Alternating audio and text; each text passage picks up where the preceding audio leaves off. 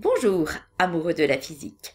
Aujourd'hui, nous allons poursuivre le chapitre numéro 5 sur les transformations physiques, chimiques et nucléaires.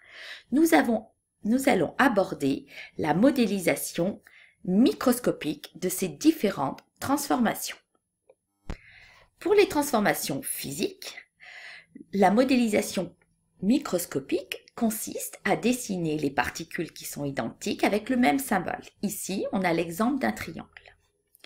Quand la matière est à l'état solide, les particules sont accolées les unes aux autres. Elles ne peuvent se déplacer et elles sont rangées. Ce sont les caractéristiques d'un solide.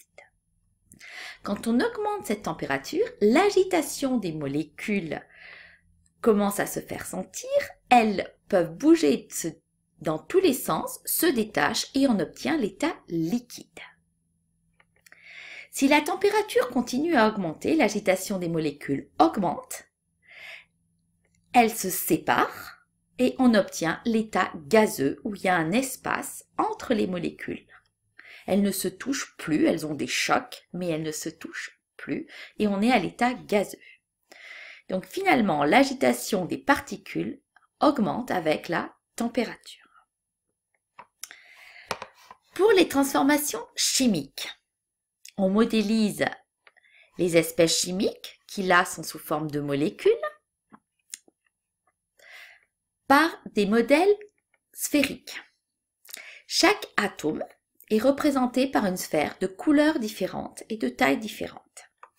Ici, nous avons représenté le méthane qui contient un carbone et 4 hydrogènes qui réagit avec 2 molécules de dioxygène, chacune composée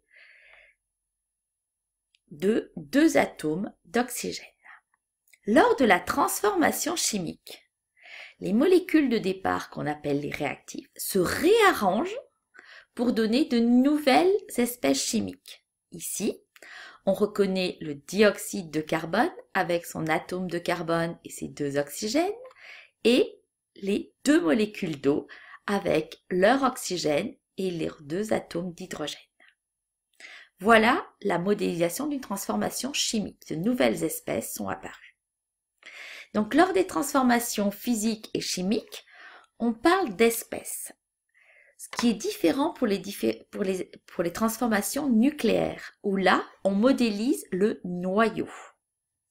Ici, nous avons représenté les noyaux, donc 3 noyaux, uranium, hélium et radium, avec leurs protons et leurs neutrons, éléments composants essentiels du noyau. Donc lors de ces transformations nucléaires, le noyau soit est bombardé et on a 2 noyaux plus petits lors de la fission.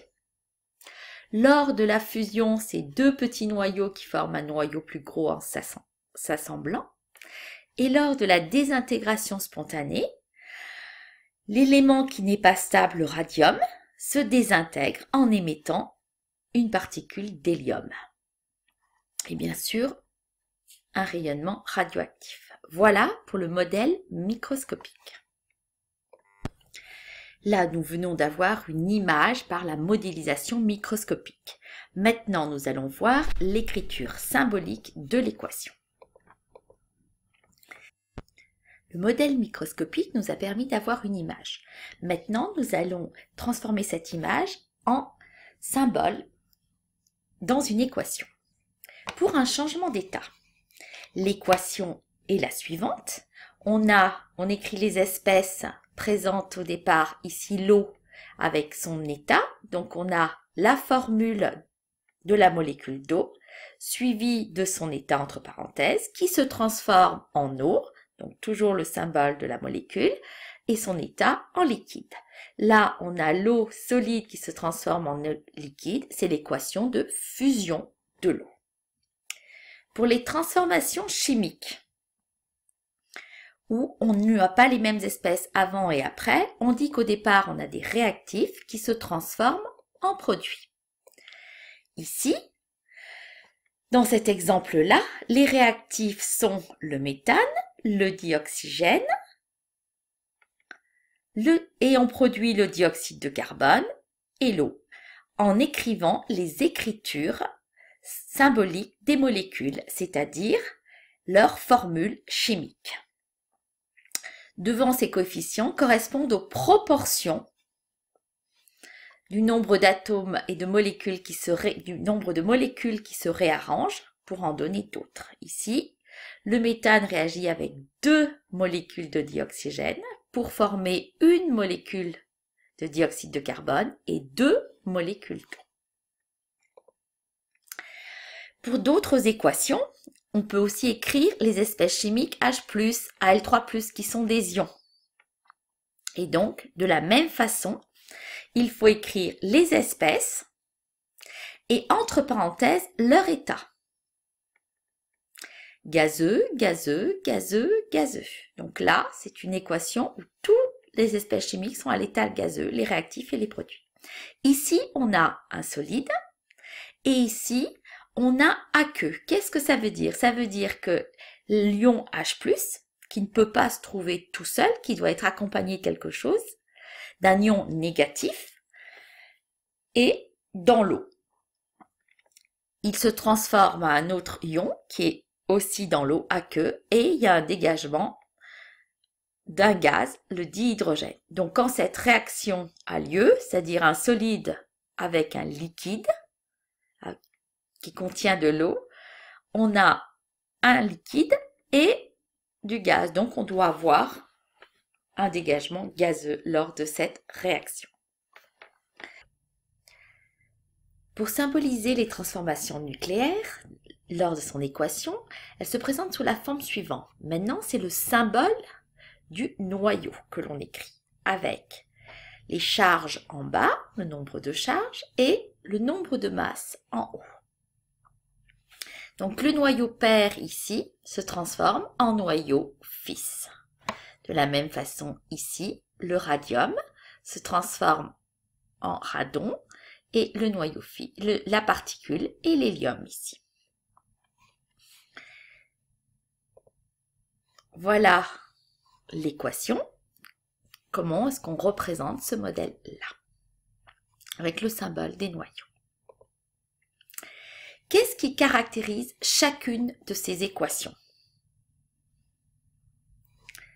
Dans l'écriture symbolique, ce que l'on a au départ, flèche, ce que l'on a à l'arrivée. Pareil pour les transformations chimiques.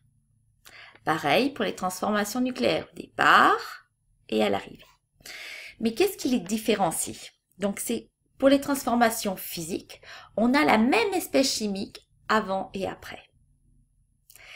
Et on a simplement un changement d'état, et ce changement d'état se fait à température constante si le corps est pur. Donc ici, c'est un corps pur, de l'eau et de l'eau, et le changement d'état se fait à température constante, c'est-à-dire à 0 degré ici pour l'eau. Chaque espèce chimique aura une température qui lui est propre lors de son changement d'état. Pour les transformations chimiques, les espèces avant et après sont différentes entre les réactifs et les produits. Mais on a une conservation des éléments, c'est-à-dire que si on avait de l'hydrogène dans les réactifs, on obtient de l'hydrogène après. Si on avait du carbone, on obtient du carbone après. Et le nombre d'atomes est conservé. On a aussi conservation des charges électriques, c'est-à-dire ici, on a 6 charges positives et ici, on obtient 2 ions Al3+, chacun a une charge 3+, donc ça fait bien 6 charges positives. On avait 6 charges positives avant, 6 charges positives après, on a bien conservation des charges. Pour les transformations nucléaires, là, les éléments ne sont pas conservés. Donc, du carbone, ça se transforme en azote. Donc, on a de nouveaux noyaux qui sont formés et on émet un rayonnement radioactif dit gamma. Ce qui se conserve lors d'une transformation nucléaire, c'est ce nombre ici, 14 donne 14 plus 0, donc c'est ce que l'on appelle le nombre de masse. Et les nombres en bas aussi sont conservés. 6 est égal à 7 moins 1, c'est le nombre de charges. Ce qu'il y a à retenir, c'est que pour les transformations physiques, on conserve les espèces chimiques. Pour les transformations chimiques, on conserve les éléments et les charges électriques.